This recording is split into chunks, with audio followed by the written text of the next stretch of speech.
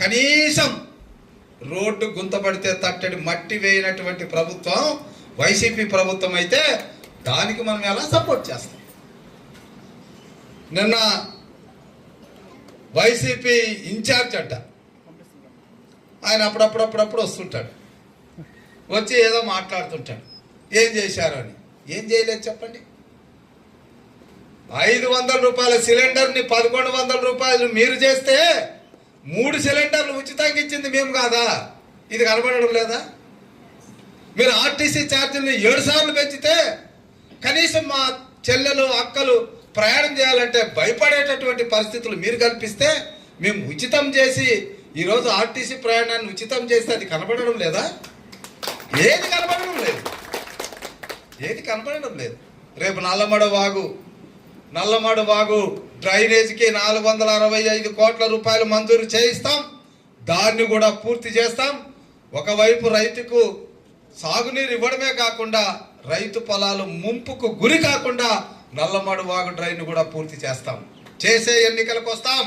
దమ్ముంటే మీరు ఛాలెంజ్ చేయండి వైసీపీ నాయకులు. కరెంటు పోల్ మీద లైట్ పోతే లైట్ వేయలేకపోయారు. గుక్కెడు మంచినీళ్ళు అడిగితే ముఖం తిప్పుకొని పోయారు.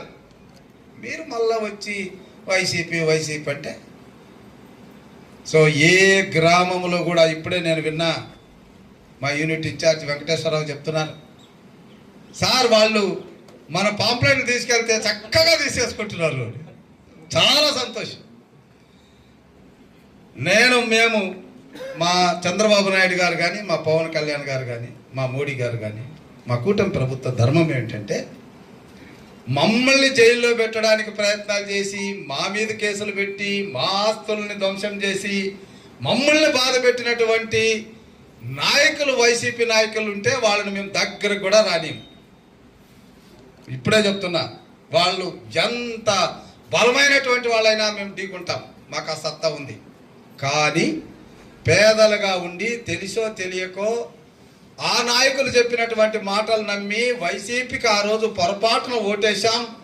ఇప్పుడు ఇన్ని సంక్షేమ కార్యక్రమాలు, అభివృద్ధి కార్యక్రమాలు జరుగుతున్నాయి కాబట్టి మీ వైపుకి మేము వస్తామనేటువంటి అన్నా చెల్లెళ్ళు, అక్క తమ్ముళ్ళు అందరినీ కూడా హక్కును చేర్చుకుంటాం. అది మా ధర్మం. మీలాగా ఇంటి మీద జెండా కడితే పెన్షన్ కట్, మాకు అట్లాంటిది లేదు.